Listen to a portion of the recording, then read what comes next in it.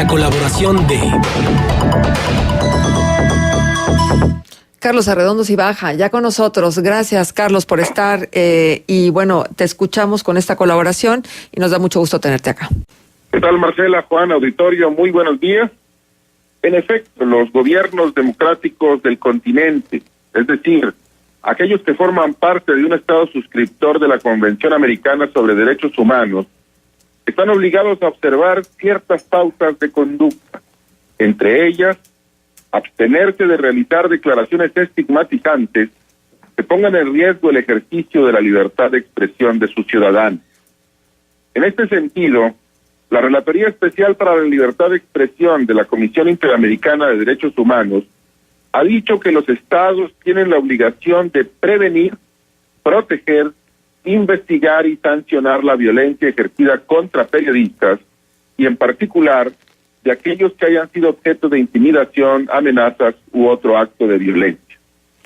Una precisión importante al respecto es que de acuerdo con la Relatoría Especial, la obligación de prevenir supone, entre otras, la de adoptar un discurso público que contribuya a prevenir la violencia contra periodistas, lo cual requiere, y esta es una cita textual de la documentación oficial de la Relatoría Especial, requiere que los funcionarios públicos se abstengan de realizar declaraciones que expongan a periodistas y trabajadores de medios de comunicación a un mayor riesgo de actos de violencia.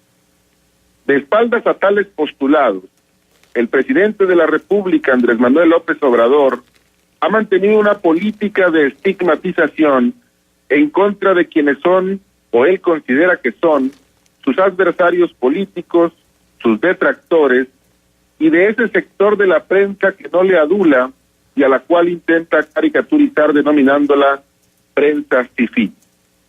Sobre el particular, el portal web La Silla Rota publicó hace un par de días un reporte titulado Periodistas en la mira del ala radical pro-AMLO, un texto que pone los puntos sobre las IES.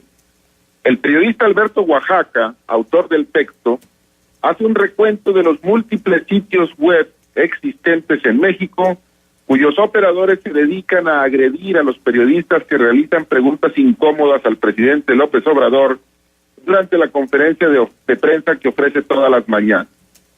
En el texto se analizan episodios específicos de reporteros que han sido directamente agredidos con el uso de videos lanzados desde cuentas en el portal YouTube, en los cuales no solamente se les critica por haber realizado preguntas incómodas, sino que se les acusa de corrupción, de estar al servicio de los enemigos políticos del presidente, y lo más grave de todo, se convoca a agredirlo.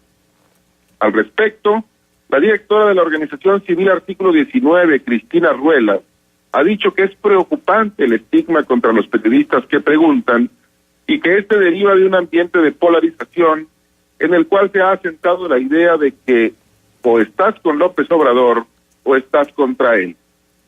Los acólitos del presidente dirán que no puede responsabilizársele de lo que hagan ciudadanos particulares y que él no está detrás de los ataques que reciben los periodistas que lo cubren.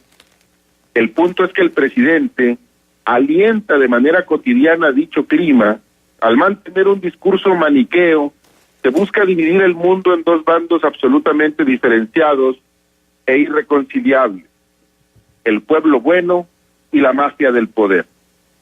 El punto es que, a diferencia de lo que ocurría hace 2 meses, López Obrador hoy es presidente de la República y eso conlleva la obligación no solo de abstenerse de realizar este tipo de declaraciones, sino de condenarlas sin ambigüedades cuando se registren, algo que todo hace indicar no parece dispuesto a comprender.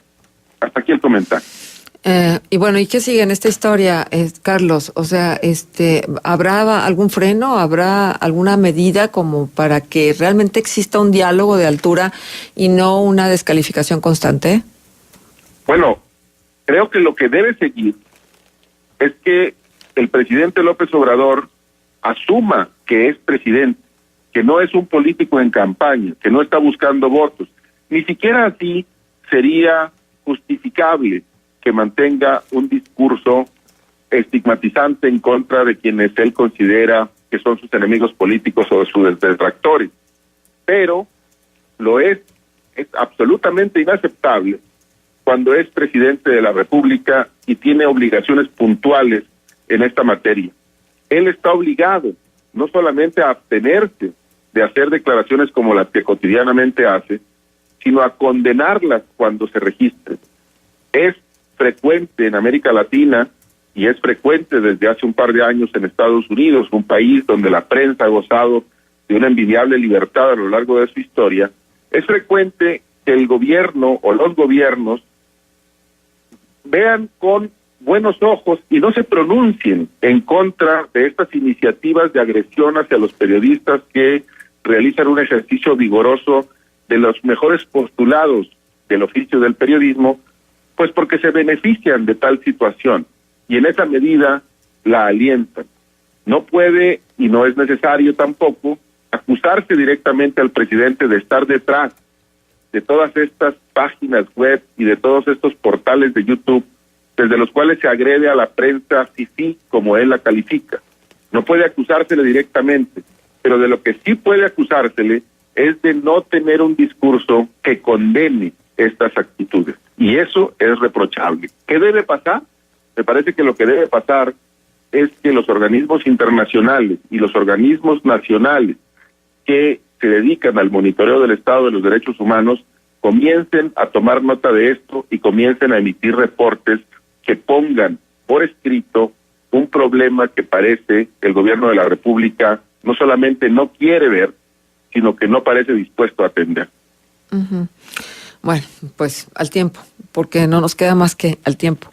Y la verdad de las cosas es que lo que el país necesita es, lejos de desunión, que haya unificación en cuanto al rumbo que se le quiere dar y que todos participemos en consolidar un proyecto de nación que permita tener una vida digna a la mayor cantidad posible de mexicanos, para no entrar en utopías y decir que todos, y permita también ver dejar ver que el gobierno lo que quiere también es lo mejor para nosotros y no porque está casado con una idea y que no escucha absolutamente nada. Sería terrible que siguiéramos así, porque si no va a haber oportunidad de este diálogo, nada más que con los afines. Y yo creo que la política es precisamente platicar con quienes convergen y con quienes divergen.